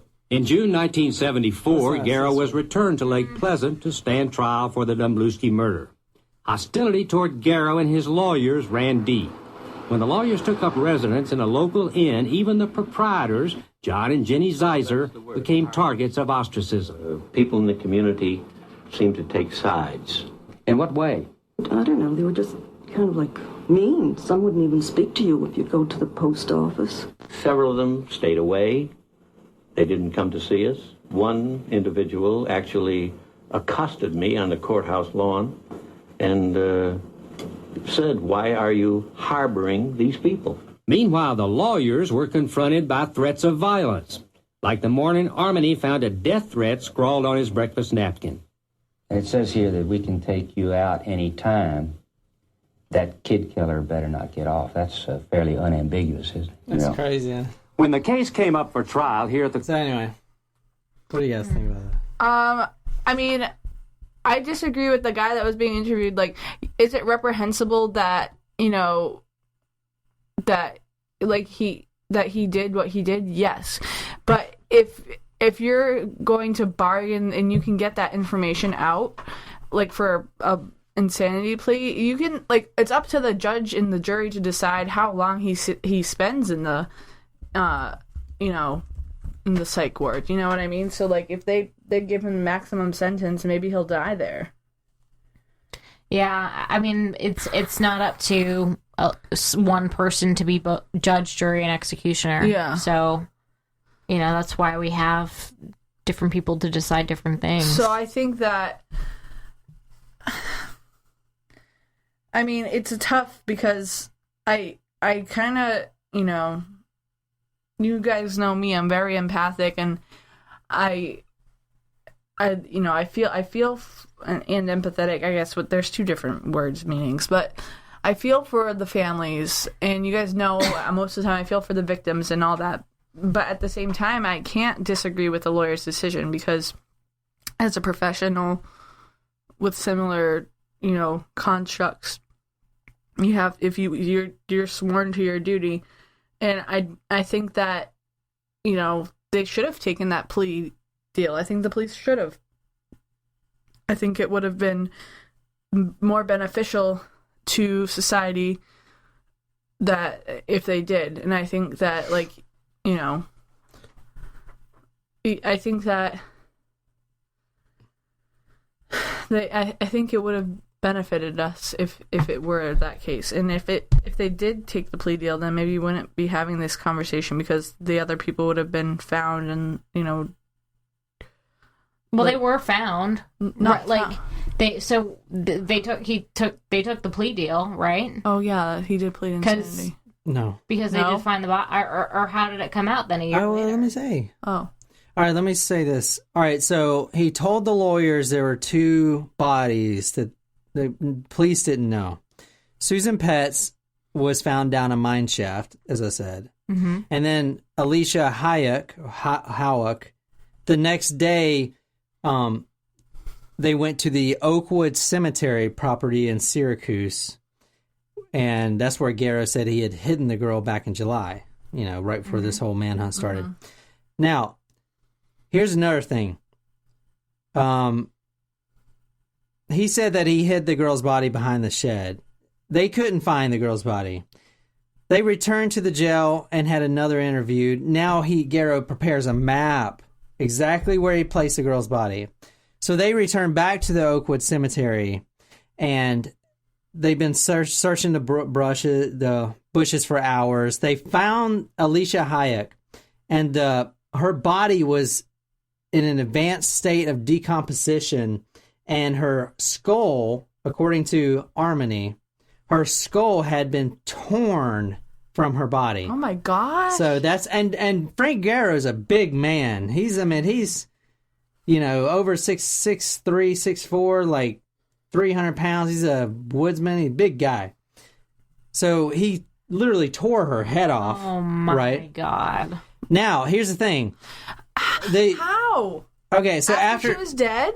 Like, did he cut her first? I don't know. It didn't say because she was already decomposing. That's frightening. But okay, so Belge, the attorney Belge, picked up the skull, placed it above the girl's shoulders, then photographed the remains, which is altering the scene of the crime and tampering with evidence. Okay, I do want to say that the attorneys, the two attorneys, did get sent to the Supreme Court to testify for themselves because they hid this secret, if you will, for a year. And them being an attorney, I would imagine it's like attorneys facing attorneys, and they were on trial. They could get sent to prison if they were found guilty. For not sharing the information. But they looked through all the Constitution and all the laws and everything else, and the only thing that they committed that was wrong was tampering with evidence. Tampering with a body when they were doing that. That's the only thing. Yeah. It was something, a really obscure law, like a knowing where a body was and not reporting it to the morgue or something. It was so weird. That's the only thing they got. And only one of those lawyers were indicted. It wasn't very big, But the thing is, like, the thing that makes the case so interesting, at least, is because, like, now we know, like, attorneys, like, there's no line, like, and it makes it, I agree with it because, like, you have to be able to trust your attorney, and if the attorney rats you out, then that's breaking down the law, the legal system. I like the point that he made, like, if, like, you can do that for Robert Garrow, like, scum of the earth, like, who's to say he can't do it for who draws that line? Yeah, exactly. Well, so can I clarify, like, how it got to them getting in trouble or whatever? So the lawyers say they've got these two bodies that they know about. They want to argue for a plea deal of insanity. Yeah. It's turned down? That plea deal is turned down? Yeah. I'm pretty sure. So he doesn't get that plea, but then people are like, what the fuck? There are two bodies and you can't say anything? What do you mean? And then it just kind of blows out into, like, them having to go in front of the Supreme Court to defend the fact that they knew that there were two bodies. He was finally found guilty of murdering Philip Domblowski. July 1st, 1974, Garrow sentenced to 25 years to life in prison for that murder. Okay, just now, one murder. That's July 1st, 1974. That's about a year after the manhunt started. Mm-hmm. So, keep that in mind. Now, the story gets even more interesting. All right. Huh? How? He was sent for his first few years to incarceration at Dannemora and Auburn Prison. Now, this guy's in a wheelchair. Oh, right. I forgot he was faking it. Yes, oh, my God. He is still faking it. Oh, my God. He is still faking it. And the police are pushing him around in a fucking wheelchair. And he is not a little dude. He is a big boy. And you don't think it's because he's, like, getting a kick out of the police pushing him around? And not only that, the entire time he was in prison, he was suing the prison. He was suing his own attorneys. What? He was suing any officer that said anything wrong to. He was suing everyone for frivolous things. He sued the prison. They had to move him to another prison because they didn't have proper wheelchair access. He was suing everyone. Oh my God. They were getting so sick of him. I mean, that is a problem across America, but go on. But he was faking it. Yeah. Oh my God. Garrow filed a $10 million lawsuit against New York State, citing these and other complaints. That he, I feel like you shouldn't have the right to sue someone when you're in prison. Yeah. Todd Kohlhepp did. I feel like that's just... Did not Todd Kohlhepp try to sue the prison? Yeah. He did. But I feel like that's just, like, it shouldn't really be a thing. I mean, I get it if there's, like, serious injustices, but, like... Well, he was suing for everything. The amount of money is stupid. Like, you don't have damages that are that costly in prison. You know so I mean? They cut him another deal. Oh, God. Okay, they said, hey, stop suing everyone, you asshole. What we're going to do is they actually said that. Yeah. We're going to move you. Meanwhile, he's still in a wheelchair. We're going to move you from the Dannemora prison to the Fishkill prison in New York, which is more wheelchair friendly. But he doesn't care about that. Because he's not paralyzed. it's he wants not immunity. maximum security. It's less secure. Okay, so this guy... Does he fucking escape again? This guy gets moved to a minimum security prison. No. You've got to be fucking kidding me. Now, here's how it goes down. This is like Shawshank Redemption, but like you don't have sympathy for the guy in prison. The doctors not only were saying, this guy, he's faking it, and not only is he faking it, but he's getting really strong. Who are the doctors telling this to? The police officers, the correction officers. They're like, why? He's like, stop pushing him around. He is faking it. And meanwhile, the police officers... And he's just like, I can't move. And meanwhile, the police officers are saying it because they don't want to get sued. Right? Yeah, something like that. Well, they're on pins and needles. Otherwise, so... And plus, I think about it, you got an inmate in a wheelchair, and you think he's paralyzed. Because if you see someone paralyzed, you're not going to question it. So are you going to be a little more relaxed? Because if you mistreat someone that's in a wheelchair, even if they're not paralyzed, you're a dick and you can get sued for that. And he was clearly suing everybody up their ass. So even though the doctors were like, dude, it's not paralyzed. He's like, well, he's going to fucking sue me if I... And he's getting stronger, which means in his alone time, he was jumping out of his wheelchair and doing... He actually showed his lawyers, his attorneys. He's like, hey, check this out. Check out how many one-arm push-ups I can do. He's like, boom, boom, so his boom. attorneys knew that he was fine. Oh, yeah. Oh, my God. Yeah, his attorneys knew. Wait, and yet he sued his attorneys. Yeah, he was trying to sue everyone. That's why they moved him. But he didn't care. All right, this guy... What's he suing his attorneys for? Just anything. Oh, they didn't... The lack of representation, all this... He didn't care about the lawsuits. Robert Garrow is not a stupid guy. He doesn't give a shit about lawsuits. Clearly highly intelligent. The entire time, the only reason he was doing it and pretending to be paralyzed was to get in a minimum security prison. So he could escape. So he can have that one chance to get the shit out. And he took it. And here's... Okay. Oh, my God. So, now... The prison was called Fishkill, New York Prison. I don't think it's still in business. I tried to look it up. I couldn't find it. Probably not if they keep on losing prisoners. Yeah. So... Oh, one got out today. How many did you lose? 6. From 1973 to 1978... that's not a bad day. All right, from 1973 to 1978, an incredible 32 inmates had escaped from the prison. Whoa! I was like kind of kidding about that. Then, due to Garrow's medical condition, and I'm doing the quote symbol that no one can see, he was placed in a housing unit called the Elderly and Handicapped Section. Like Florida in Orange is the New Black. Yeah. Okay, so now... Which we have to finish. Yeah, we do. I think we have like 2 episodes left. Yeah, that's not too bad. Now, his son, 18-year-old son, 2 of his inmates... Oh, he's 18 now. Let me show you how this goes down. You guys... Jen, you were asking, like, how can this get any better? This is where it peaks. This is really fucking interesting right here. I mean, that lawyer thing is pretty interesting, I thought. But this is really good. Yeah, I thought we were peaking there, but yeah. That's why this is my favorite story I've ever read. I can see that. It's my favorite because the guy he fucking played everyone, and they were pushing him around in his wheelchair for years, and he is not a short, tiny guy. Like, he's a big dude to be pushing around, and he's fucking faking it. Dick. And he was only doing it so he can be transferred to that minimum security prison. This guy is just like... Oh, here's a man of many colors. So, all right, one thing. If your inmate is handicapped, are you going to be as watchful? Are you going to have your gun ready to fire at any time? They can't run. Exactly. You're not going to think he's just going to jump out and try to kill you, right? Surprise.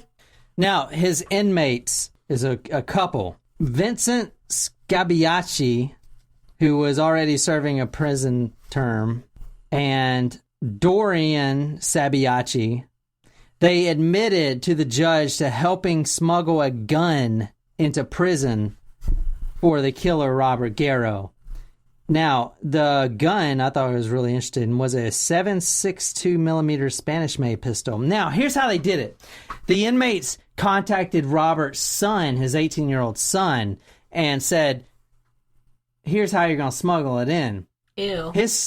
No, not in his butt. Oh my God. What the fuck? Why does your mind go there? Bridesmaids. How else does it get anywhere? How else do you smuggle something in prison? Like, I don't understand. Well, that was stupid, Jen. Okay, his son gets an 8-piece. I don't know what that is. Me either. That's disappointing, Jen. A drum kit? KFC 8-piece. Oh. He gets the KFC bucket. And here's what he does. Oh my gosh, KFC would be I know. So clutch. I was going to make that the hint. We tried to stop on the way home, but there's none in Mount Pleasant. No, there aren't. Maybe we should open one. Maybe it costs less to franchise a KFC than it does a Panera. Yeah, way Possibly. Less. Panera is expensive. Like there's a KFC in Somerville. You know what I'll do, guys? When I get the rotisserie chicken, either we can do it on when Friday. When you get the rotisserie chicken, it's like you've been saving up for this rotisserie chicken. What the fuck? Listen. When I finally get that rotisserie chicken. Listen, when you have less than $20 to your name, you have to save, okay? So when I wasn't kidding when I said I was broke. Anyway, so when I get the rotisserie chicken, I can stop at KFC and get like their mashed potatoes and some coleslaw. No, stop at Bojangles. I know, I do like KFC's mashed potatoes way better. They're really good. They're way better. Maybe I'll get a side of boneless. If you go to KFC, get their mashed potatoes, then go to Bojangles, get their macaroni. We're like planning a feast for Friday. I thought we were I thought we were being healthy. We're having rotisserie chicken, not fried chicken, okay? Yeah. That's healthy. Yeah, okay. But all those other things are not. I'll get a salad too. 18-year-old. Okay? You can put the stuff on a salad. Mashed potatoes on salad with gravy. Have you seen that South Park? With do you think that gravy would be good on lettuce? No, what? No. So why not? It's like hot dressing. You remember South Park? I would say it needs to be cold. Like Jen, did you see that KFC South Park? Do you do turkey sandwiches cold or hot? Like leftover turkey sandwiches? Hot. I do them cold.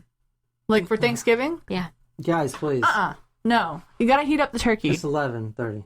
Sometimes I do it cold, but mostly I do it hot. I prefer to have it hot. It's 11:30. No, it's not. It's 9:30. It's 9:50. All right, so let me get started. All right, so his 18-year-old son goes to visit him in Fishkill prison.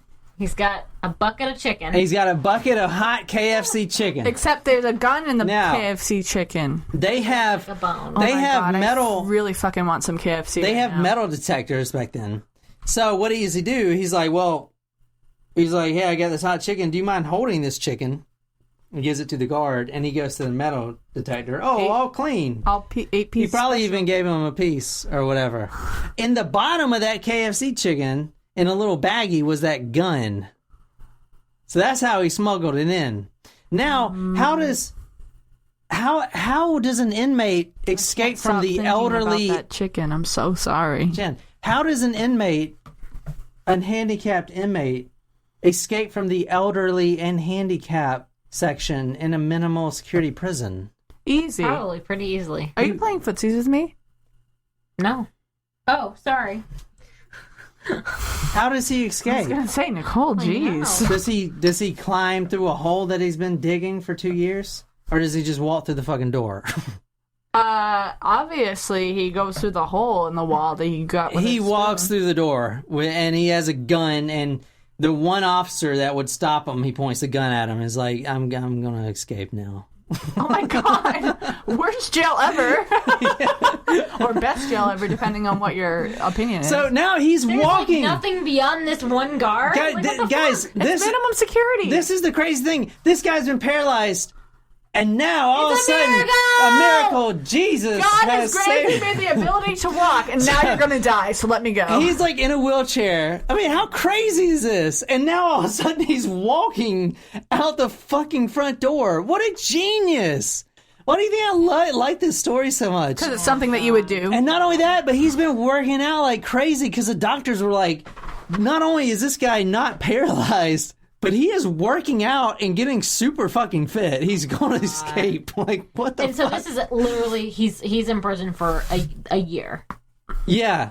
That's it. Not only is he in prison for a year, but he also has he also has 2 murders that no one can pin on him because, well, I mean, if they find it on their own accord, I guess that's different. But there's 2 murders that he confessed to his lawyers But they could pin on him later if someone else discovers. That's what I just said. Yeah. There's 3 parts to the story. Number 1, the legal case is still one of the most studied legal cases in law. Yeah, I was going to say they probably... Everyone knows it as the buried bodies case, because what do you do if your client... That's never happened before. Oh, yeah. Yeah. So that is the most studied, and the fact that no murderer has ever done this before.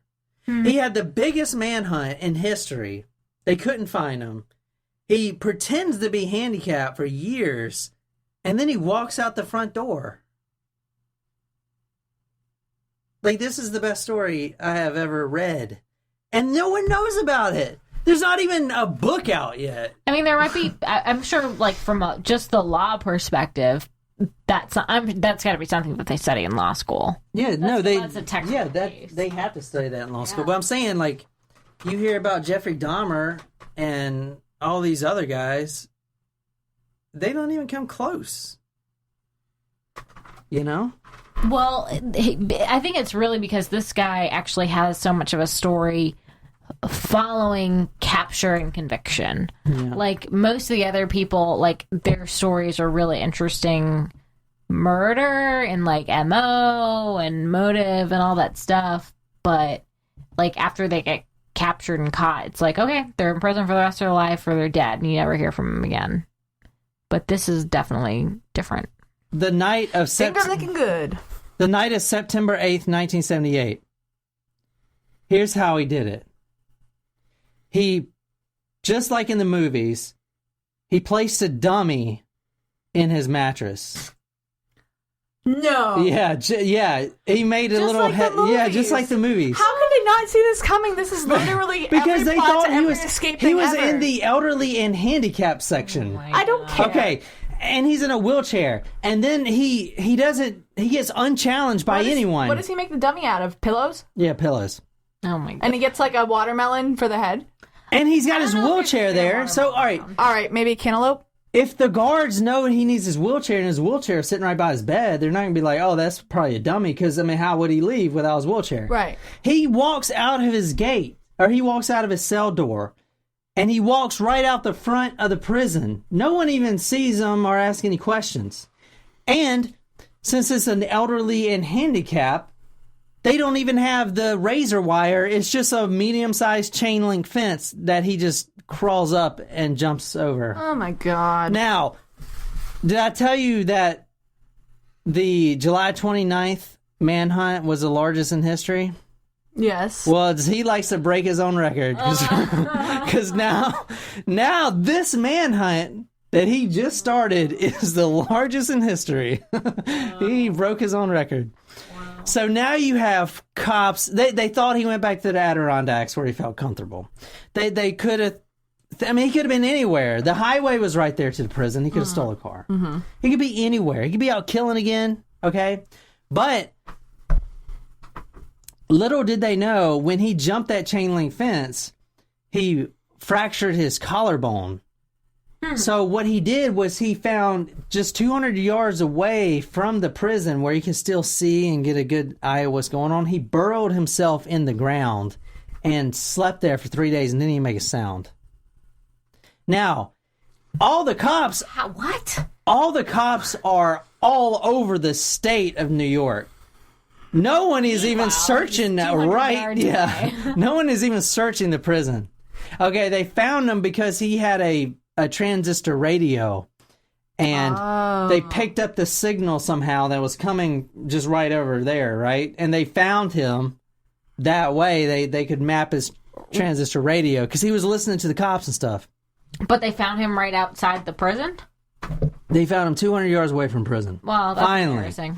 After, yeah, after which is all probably that. why there's no books or anything about this, because this whole thing is so embarrassing. I mean, there's been times in this case where he was on the first manhunt and cops would just let him go because they didn't. It was like pretty spectacular up Yeah. until like, Mom. Yeah, so if he didn't hurt himself, he probably would have. I mean, he could have escaped forever.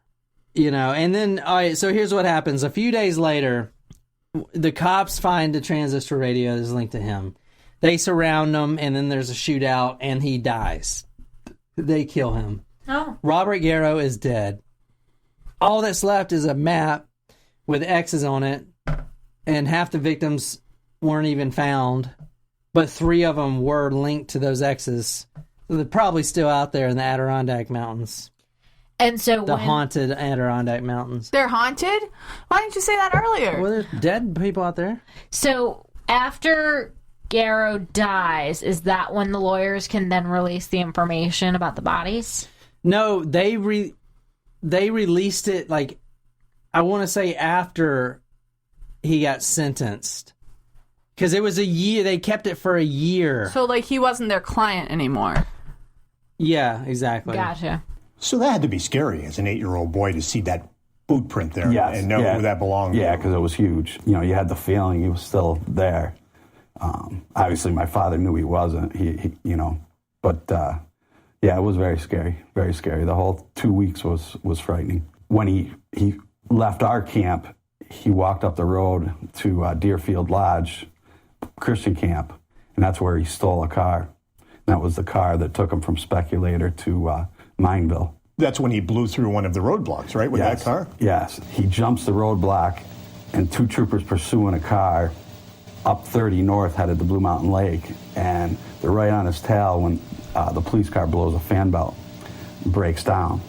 So they break down, and they don't have radio transmission. Was sporadic up there because of the mountains. Was that video of him going through the roadblock? Yeah, that's the roadblock video. If you go to talkmurder.com, you can see the actual police video from the roadblock incident. The cop blew a fan. That was him that just drove right through there. Yeah, Robert Garrow. I mentioned that earlier. He went to his sister's house in Mineville, Witherby, and visited his sister. Had her call his home and asked for his glasses, and she spoke in code. And police suspected that family members were helping him, getting him food. Yeah, because they heard they had the phone tapped, and they heard the code language. Well, Shawshank Redemption, serial killer. Mm-hmm. That was awesome. Good. I liked it a lot. That was crazy. It was equally about the serial killing and also equally about the crazy shenanigans after. Yeah. Mm-hmm. I can't believe he just I can, but it's just okay, I'm leaving now. Yeah, if you have, all right, go to talkmurder.com to see the videos of him in a wheelchair are freaking ridiculous. I literally can't believe they were pushing him around like that. I know. That really does suck for the police officers. Yeah. Because every doctor was like, listen, this guy is fine. When they found out that he walked out there, the guys that are actually pushing him were like, you son of a bitch. I can't believe I've been pushing this asshole around for freaking that long. At least they shot him 3 days later. Yeah. He wasn't going to go back to prison. That's the thing. He told his wife, I'm not going back. So he was only there for a year. You know, he was going to die before he went back. Yeah. I mean, he did.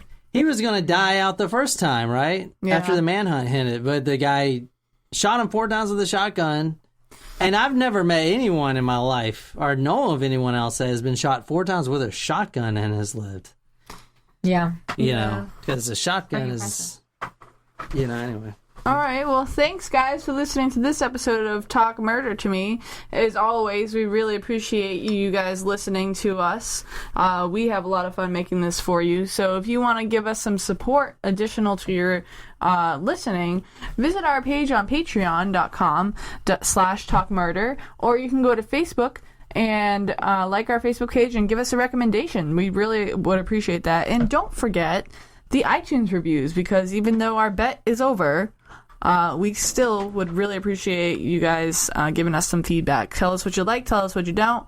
And one more plug, you can also email me at jen@talkmurder.com and give us some feedback there. So we want to hear from you. Hopefully you want to continue hearing from us. Thanks for listening, guys. Good night.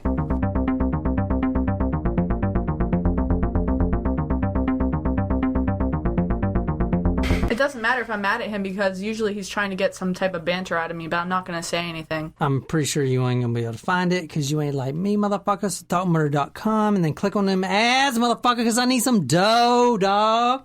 No McDonald's for you. No, okay, here we go. I'm sorry. All right, so